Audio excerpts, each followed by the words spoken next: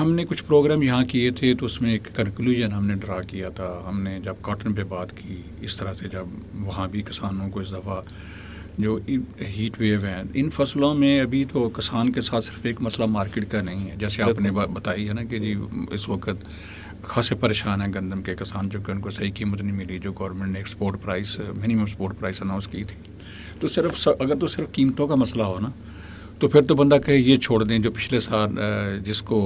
गंदम की कीमत नहीं मिली तो और लगा लें कुछ चीज़। तो हमारे यहाँ जो इस वक्त मौसमी असरात हैं, यानी जो क्लाइमेटीज़ हैं, क्लाइमेट चेंज है, वो बुरी तरह ज़मींदार को उससे भी ज़मींदार को बड़े नुकसानात हो रहे हैं। तो इस वक्त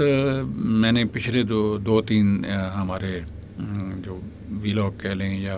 जो हमारा उनके साथ जो प्रोग्राम हमने किया, उसमें एक चीज़ मैंने फोकस हमेशा ये रखा है कि वो थोड़ा सा डाइवर्सिफाई करें।